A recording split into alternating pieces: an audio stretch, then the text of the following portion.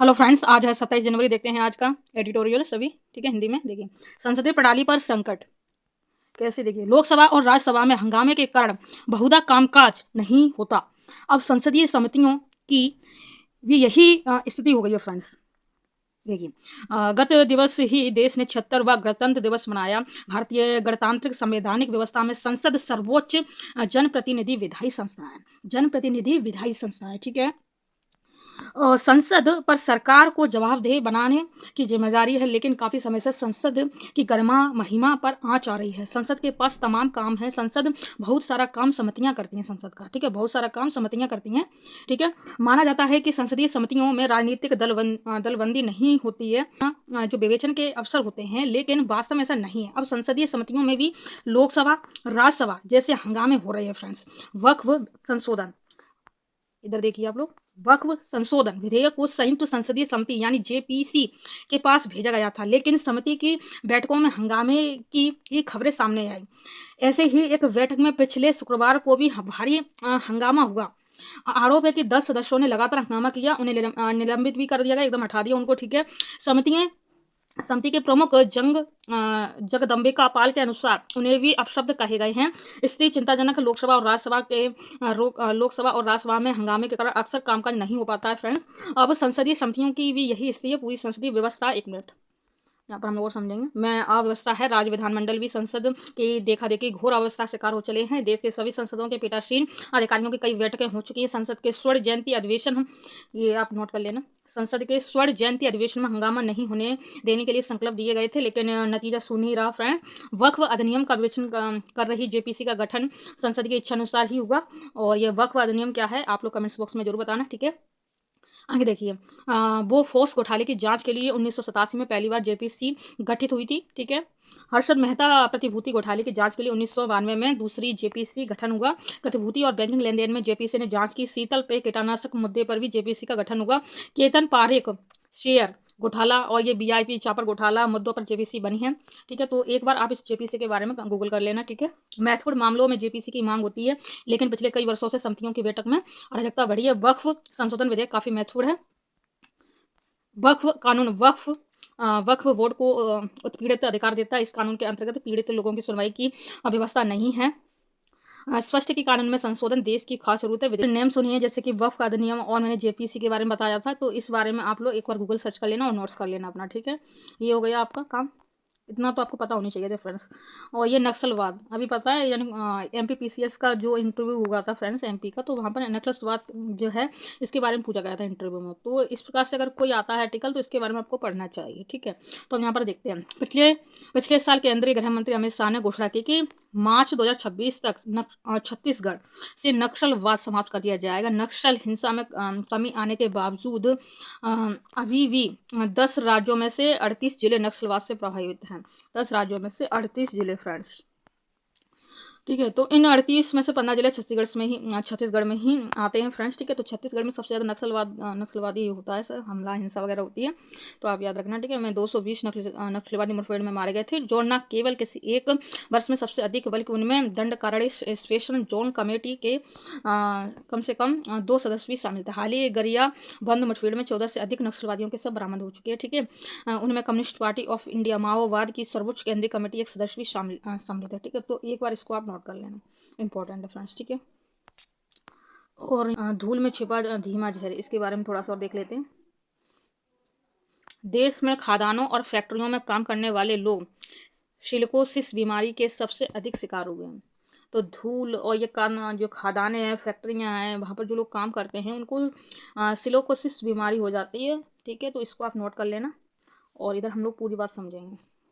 देश के कुछ हिस्सों में सिलिकोसिस की समस्या इतनी आम हो गई है कि इसे लगभग स्वाभाविक मान लिया गया है। राजस्थान, गुजरात, अन्य क्षेत्रों में, राजस्थान और गुजरात याद रखना, ठीक है। इधर खदानों और फैक्ट्रियों में काम करने वाले लोग इसके सबसे ज़्यादा शिकार हैं। हर दिन धूल से ढकी जिंदगियां एक डूबी रहती हैं, ठीक है।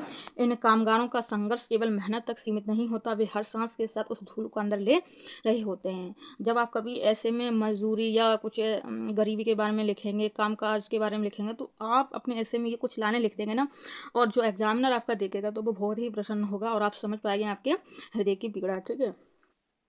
तो यहाँ पर मैंने बताया था उनकी मेहनत के लिए घातक है। और यहाँ पर देखेंगे यह समस्या केवल शारीरिक दर्द तक सीमित नहीं है, यह उनकी आर्थिक स्थिति, परिवार के भविष्य और समाज की स्थिरता को भी प्रभावित करती हैं। ये बीमारी अचानक नहीं फैलती, यह उन जगहों पर पनपती हैं जहाँ श्रमिक सुरक्षा नियम या तो लागू नहीं होते या फिर उनका पालन नहीं किया जाता। निर्माण स्थलों, पत्थर काटने वाली फैक्ट्रियाँ, खदानों में काम करने वालों को यह बीमारी की ऐसी छाया की तरह है जो हमेशा उनके साथ रहती है फ्रेंड्स। ठीक है, देश में ये मैंने बता दिया। ठीक है, और इधर और देख लेते हैं। इस रोग का सबसे खतरनाक पहलू यह है कि ये अकेले नहीं आता, ये अक्सर टीबी जैसी बीमारियों को भी साथ लेकर आता। फेफड़ों की कमजोर स्थिति टीबी के जीवाणु के लिए उपयुक्त वातावरण बनाती है। इस प्रकार से यहाँ पर आप कर सकते, समझ चुके होंगे इतनी बात। ठीक है, और सिलोसिस नहीं जानते तो एक बार आप गूगल सर्च मार लेना, कुछ शब्द ऐसे होते हैं जिनसे प्रश्न बनाएंगे आपके। ठीक है, और ये जानना भी बहुत जरूरी है आपका। इंडोनेशिया मजबूत संबंध, ये आपका प्रीमियम भी पूछ सकता है, मेंस में भी थोड़ा सा है, और इंटरव्यू में भी हो सकता है।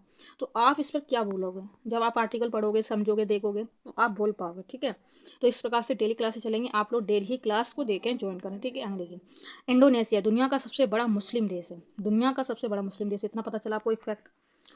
लेकिन यहाँ के लोगों की जीवन शैली पर हिंदू संस्कृति का बहुत अधिक प्रभाव। दूसरा पॉइंट फ्रेंड्स, इंडोनेशिया के उत्सवों और झांकियों में रामायण और महाभारत के पात्र नजर आते हैं।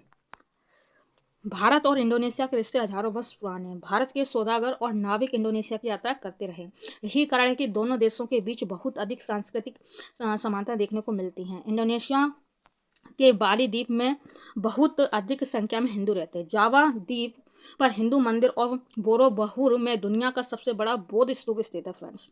इंडोनेशिया के राष्ट्रपति प्रबोवो सुबियांतो गणतंत्र दिवस समारोह में मुख्य अतिथि के तौर पर शामिल हुए। जब भारत ने अपना पहला गणतंत्र दिवस मनाया तब इंडोनेशिया के राष्ट्रपति सुकर्णो पहले मुख्य अतिथि थे। वर्ष 2011 में इंडोनेशिया के राष्ट्रपति सुशीलो बामवंग गणतंत्र दिवस परेड में मुख्य अतिथि के तौर पर शामिल हुए। राष्ट्रपति सुबियांतो और प्रधानमंत्री नरेंद्र मोदी में द्विपक्षीय संबंधों को मजबूत बनाने के लिए वार्ता हुई। वार्ता के बाद समुद्री सुरक्षा, स्वास्थ्य, संस्कृति और डिजिटल क्षेत्रों में सहयोग के लिए 5 समझौते पर हस्ताक्षर हुए। दोनों देशों ने रक्षा क्षेत्र में साझेदारी को और गहरा करने का फैसला लिया। Indonesia Bharat BrahMos supersonic cruise मिसाइलें खरीदने की इच्छा रखता है, इस पर भी बातचीत हुई है और दोनों देशों ने अंतरिक्ष में सहयोग बढ़ाने का भी फैसला किया है, अंतरिक्ष में भी। ठीक है, प्रधानमंत्री नरेंद्र मोदी ने 2014 में सत्ता में दौर देखा गया और उनकी सरकार लुक ईस्ट पॉलिसी से एक्ट ईस्ट पॉलिसी में बदल गई। दक्षिण एशिया में पड़ोसी देश के साथ संबंधों को सुधारने, विस्तारित पड़ोसियों और प्रमुख वैश्विक शक्तियों को शामिल करने जैसी कोशिश है इस नीति का प्रमुख हिस्सा। एक्ट ईस्ट पॉलिसी आसियान देशों के आर्थिक एकीकरण और पूर्वी एशियाई देशों के साथ सुरक्षा सहयोग पर केंद्रित है।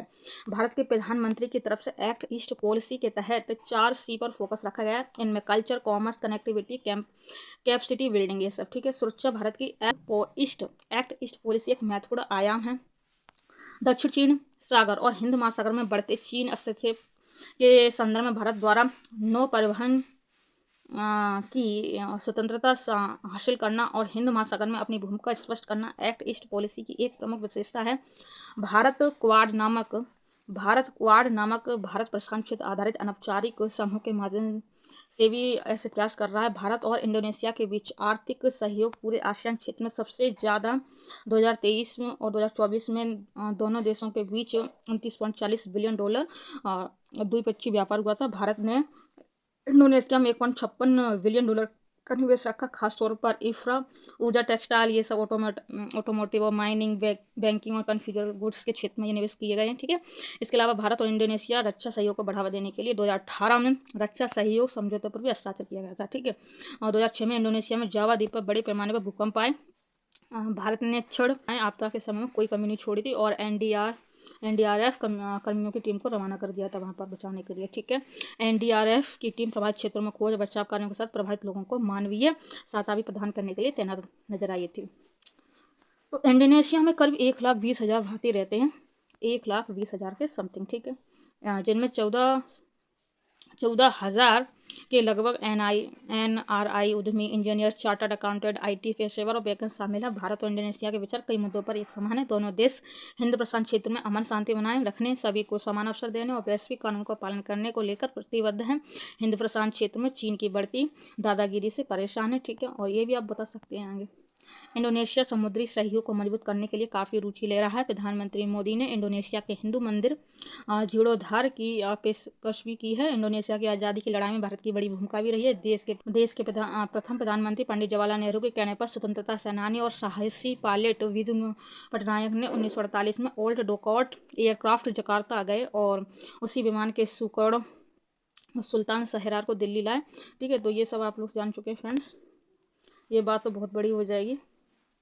और यहाँ पर हमको देखेंगे 1945 से 49 के बीच इंडोनेशिया में चले स्वतंत्रता संग्राम के दौरान, ये भी आपको पता होना चाहिए। ठीक है, भारत और मिस्र ने न सिर्फ उसे सबसे पहले आज़ाद देश के रूप में मान्यता दी, बल्कि राजनीतिक संबंध भी स्थापित कर लिए थे। अप्रैल 1961 में भारत के तत्कालीन प्रधानमंत्री पंडित जवाहरलाल नेहरू ने इंडोनेशिया के तत्कालीन राष्ट्रपति सुकर्णो सहित 4 राष्ट्राध्यक्षों के साथ मिलकर गुट निरपेक्ष आंदोलन की स्थापना की। ये वाला इंपॉर्टेंट है, नोट कर लेना इसको। ठीक है, गुट निरपेक्ष आंदोलन। ठीक है, इसके बारे में कमेंट भी करना। कई इतिहासकार मानते हैं कि इंडोनेशिया का नाम भारत से प्रेरित है। दोनों देशों के बीच द्विपक्षीय व्यापार, रक्षा, सुरक्षा संबंधों का विस्तार करने के बहुत सारे अवसर मौजूद हैं। उम्मीद है दोनों देशों के संबंध ऊंचाई को छुएंगे।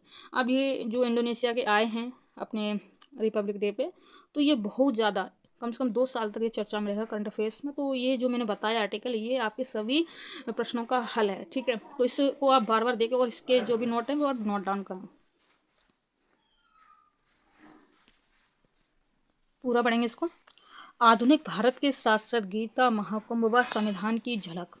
गणतंत्र दिवस समारोह में निकली झांकियों में इस वर्ष एक और जहां महाकुंभ को दिखाया गया है, वहीं दूसरी ओर देश के सभी नागरिकों को समान अधिकार अवसर प्रदान करने वाले संविधान की झलक भी दिखी है। गणतंत्र दिवस समारोह में संविधान के 75 वर्ष को दर्शाया गया है। संविधान पर 2 विशेष झांकियां गणतंत्र दिवस समारोह में शामिल की गई थी। वहीं DRDO ने भारत की बढ़ती सैन्य ताकत को अपनी झांकी में दर्शाया है। बिहार ने ज्ञान एवं शिक्षा के भंडार नालंदा विश्वविद्यालय को अपनी झांकी के माध्यम से दर्शाया। कर्तव्य पथ पर 26 जनवरी को 76वें गणतंत्र दिवस की परेड आयोजित की। इस वर्ष गणतंत्र दिवस समारोह की थीम स्वर्णिम भारत विरासत और विकास थी। इस थीम पर 16 राज्यों व केंद्र शासित प्रदेशों UT, ठीक है इसको बोलते हैं, केंद्र सरकार के 10 मंत्रालयों की झांकी भी प्रदर्शित की गई है। फ्रेंड्स याद रखना। भाग लेने वाले राज्यों में केंद्र शासित प्रदेश में गोवा, उत्तराखंड, हरियाणा, ये सब आप लोग पढ़ लेना। ठीक है, और बाकी यहाँ पर हम देखेंगे झारखंड ने स्वर्णिम झारखंड विरासत और प्रगति की विरासत को यहाँ पर दर्शाया था। फ्रेंड्स ठीक है, हरियाणा की झांकी ने भगवत गीता को प्रदर्शन किया। ठीक है, ये हो गया। एक बार इसको पूरा पढ़ना पड़ेगा जिससे पता चल जाए किसने किया गया। ठीक है, तो यहाँ पर देखें गोवा की झांकी में गोवा की संस्कृति विरासत को दिखाया गया है। ठीक है, उत्तराखंड की संस्कृत विरासत और पर्यटन संबंधी साहसिक खेल देखने को मिला। ठीक है, हरियाणा की झांकी में भगवत गीता। ठीक है, तो याद रखना इसको। और इधर हम देख लेंगे, मैंने इधर बताया गुजरात की झांकी में स्वर्णिम भारत विरासत और विकास की झलक मिली। ठीक है, आंध्र प्रदेश की झांकी में क्या हुआ, एटिकोपक्का बोमुल्लू पर्यावरण अनुकूल लकड़ी के खिलौने दर्शाए गए हैं। वहीं उत्तर प्रदेश की झांकी में महाकुंभ 2025 स्वर्णिम भारत विरासत और। ठीक है, तो ये सब आप लोग समझ चुके होंगे। फ्रेंड्स एथिक्स के लिए देखिए, एथिक्स और ऐसे में काम आ जाएगी। सच्चाई की नैया हिलेगी डुलेगी पर डूबेगी नहीं। हम सब चाहते हैं कि हमारा जीवन शांतिपूर्ण, संतोषप्रद और खुशहाल हो, लेकिन इसके लिए सुख साधनों का होना ही काफ़ी नहीं। असल में जीवन में सच्चा सुख और शांति तभी मिलती है जब हम अपने मन की सच्चाई को समझते हैं और उसी के अनुसार अपने जीवन को ढालते हैं। आप सच पर कायम रहें तो आपका मन सदा खुशी से नाचता है। सच्चा व्यक्ति कभी विचलित नहीं होता, क्योंकि वह जानता कि भगवान के घर में देर है अंधेर नहीं। आज नहीं तो कल सत्य की ही जीत होनी है। सत्य की नैया हिलेगी डुलेगी लेकिन डूबेगी नहीं कभी, ये याद रखना। चलिए, सच्चाई अंतरात्मा का न केवल श्रेष्ठ गुण है बल्कि बहुत बड़ी शक्ति है। हालांकि ईश्वर तो सर्वशक्तिमान है, फिर भी कईयों ने सत्य को ईश्वर माना है। इस संदर्भ को इस गीत से समझ सकते हैं। ईश्वर सत्य सत्य शिव शिव ही सुंदर है। परमात्मा शिव न केवल सदाशिव है बल्कि संसार में सुंदरता और आनंद के संस्थापक हैं। सत्य 3 प्रकार के, भौतिक, नैतिक और आध्यात्मिक। फूल का खिलना, सूर्य का उगना और अस्त होना, पानी उबलना, ये सब भौतिक सत्य है। हम जो कहते हैं वही करें, दूसरे के प्रति करुणा और समझदारी दिखाएं, हर व्यक्ति के साथ समानता का व्यवहार करें और किसी के साथ अन्याय न करें, तो भी हम सच के साथ हैं। यह नैतिक सत्य है। आध्यात्मिक सत्य आत्मा रहा अस्तित्व की सच्चाई को पहचानने की प्रक्रिया। सत्य को जानना, मानना और अपनाना सहज नहीं है। आज के दौर में सत्य के मार्ग पर चलने वाले को कई प्रकार की कठिनाइयों का सामना करना पड़ता है। एक से एक जटिल समस्याएं झेलनी पड़ती हैं। उन्हें तमाम चुनौतियों का सामना करना पड़ता है। जो व्यक्ति सत्य और ईश्वर पर अडिग विश्वास और आस्था रखते हैं, जैसा कि फ्रेंड्स अभी महाकुंभ चल रहा है, तो आपके पेपर में कुछ इस प्रकार से आ सकते हैं, तो आपको इस प्रकार से आर्टिकल पढ़ने चाहिए। ठीक।